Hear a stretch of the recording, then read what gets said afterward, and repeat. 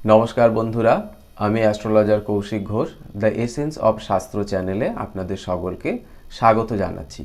आज के आमी आपनादेरके जानाबो जे शिव पुजोते बेल पाता और बेल केन प्रधान उपकरण हये दाड़ालो। अनेक किछु अनेक फलई आमादेर बाजारे पाওয়া যায়, नानान सुस्वादु मिष्टि फल आछे, अनेक गाछेर पाताई आछे। ता এইগুলো সব বাদ দিয়ে কেন বেল পাতা আর বেল শিবের পুজোর প্রধান উপকরণ হয়ে দাঁড়ালো সেটাই আজকে জানাবো। আর এটা জানাবার আগে আপনাদেরকে বলবো অবশ্যই আমার চ্যানেলটিকে সাবস্ক্রাইব করে নেবেন। বৈকুণ্ঠে দেবী লক্ষ্মী শ্রীহরিকে প্রশ্ন করলেন যে হে নাথ, আপনার সবথেকে প্রিয় কে? এই শুনে শ্রীহরি হাসতে হাসতে বললেন যে যে আমার সব ভক্তি ভরে আমার পুজো করে, আমার প্রতি যার অচলা ভক্তি সেই আমার সবথেকে প্রিয়। আর এটা একমাত্র করে দেবাদিদেব মহাদেব। তাই শিবই হলো আমার সবথেকে প্রিয়। যে শিবকে পুজো না করে আমার পুজো করবে সে কখনোই আমার আশীর্বাদ লাভ করতে পারবে না, সে কখনোই আমার প্রিয় হবে না। শিবকে বাদ দিয়ে কখনোই শ্রীহরির পুজো চলে না। এই কথা শুনে দেবী লক্ষ্মী খুব দুঃখ পেলেন এবং নারায়ণকে বললেন যে হে নাথ, আমি তো কোনোদিন শিবের পুজো করিনি, তাহলে কি আমি আপনার প্রিয় নই? এই কথা শুনে নারায়ণ বললেন যে এতে তোমার কোনো দোষ নেই, আমি তো কোনোদিনও শিবের পুজোর মাহাত্ম্যই তোমার কাছে বলিনি, তাই তুমি কেমন করে জানবে? তুমি দুঃখ করো না, তুমি প্রতিদিন 100 পদ্ম ফুল দিয়ে যদি 1 বছর শিবের পুজো করতে পারো তাহলে শিব অবশ্যই প্রসন্ন হবে এবং তোমাকে আশীর্বাদ করবে। এই কথা শুনে দেবী লক্ষ্মী সংকল্প করলেন যে তিনি প্রতিদিন 100 পদ্ম ফুল দিয়ে শিবের পুজো করবেন।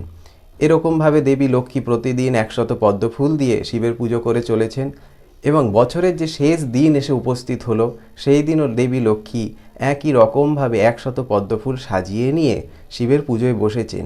তখন অন্তর্যামী ত্রিলোচন কি করলেন, তার থেকে 2টি পদ্ম ফুল সরিয়ে নিলেন। দেবী লক্ষ্মী তো শিবের উপর একটি করে পদ্ম ফুল অর্পণ করছেন এবং শিব পঞ্চাক্ষর মন্ত্র পাঠ করছেন। এবার দিতে দিতে দেখলেন যে তার মধ্যে 2টি পদ্ম ফুল কম। তখন তো তিনি খুব দুশ্চিন্তায় পড়ে গেলেন যে কি হবে, 2টো পদ্ম ফুল তো কম, তাহলে কি আমার এই শিব পুজো ভঙ্গ হলো? তাহলে কি আমি শিবের আশীর্বাদ পাবো না? আর শিবের পুজো যদি সম্পূর্ণ না হয় তাহলে তো আমি নারায়ণের প্রিয় হতে পারবো না। এই কথা ভাবতে ভাবতে দেবী লক্ষ্মীর হঠাৎ মনে পড়ে গেল যে একবার শ্রীহরি বলেছিলেন যে তার দেবী লক্ষ্মীর পয়োধর 2টি পদ্ম ফুল স্বরূপ। যেই এমন কথা মনে পড়ে গেল অমনি সঙ্গে সঙ্গে দেবী লক্ষ্মী একটি ছুরি দিয়ে সেই একটি পয়োধর কেটে শিবের ওপর অর্পণ করেছেন এবং দ্বিতীয় পয়োধরটি কেটে যেই শিবের উপর অর্পণ করতে যাবেন তখনই সঙ্গে সঙ্গে দেবাদিদেব মহাদেব দিব্য মূর্তি ধারণ করে দেবী লক্ষ্মীর সামনে এসে উপস্থিত হলেন এবং বললেন হে মাতা, আমি আপনার ভক্তিতে প্রসন্ন হয়েছি এবং আমি আপনাকে আশীর্বাদ করছি যে আপনি যে পয়োধরটি কেটেছেন সেটি আবার পূর্বের মতন হয়ে যাবেন এবং যে পয়োধরটি আমার উপর অর্পণ করেছেন সেটি বিফলে যাবে না, সেটি বৃক্ষরূপে জন্মগ্রহণ করবে। এবার আপনি আপনার মনোমতো বর আমার কাছে প্রার্থনা করুন। এই শুনে দেবী লক্ষ্মী শিবকে বললেন হে দেবাদিদেব মহাদেব, আপনার প্রতি যেন আমার ভক্তি অচলা থাকে এই আশীর্বাদ আমাকে করুন।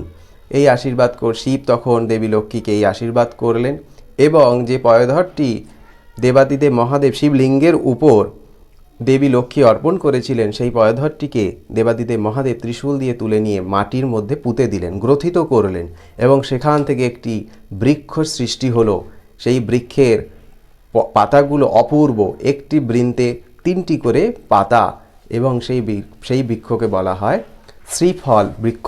এই শ্রীফল মানে হলো বেল, এই শ্রীফলকেই বলা হচ্ছে বেল। আর এই বিল্বপত্রের যে 3টি পাতা, সব থেকে উপরের পাতা হলো স্বয়ং মহাদেব, বাম দিকে ব্রহ্মা এবং ডান দিকে স্বয়ং শ্রীহরির অবস্থান।